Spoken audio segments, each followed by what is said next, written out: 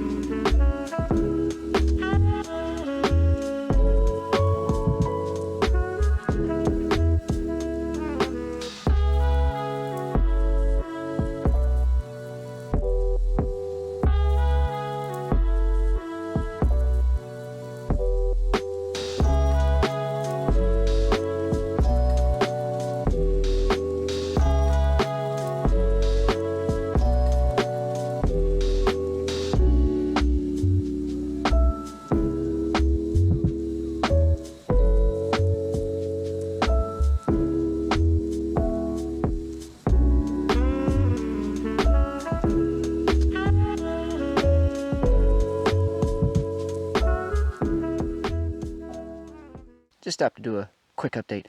Halfway point, right about 2 miles. No incline to speak of, nothing worth mentioning anyway. Which makes me kind of nervous knowing that the bulk of the incline is forward. So kind of curious to see how this is going to go. A few moments later. Okay.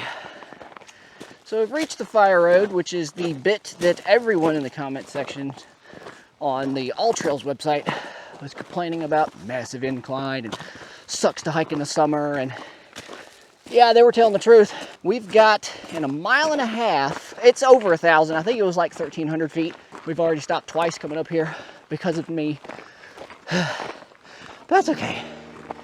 It's definitely intense. I'm seeing it flatten out a little bit, which is good. But yeah, be prepared. Once you get to the gravel road, you're in for some fun.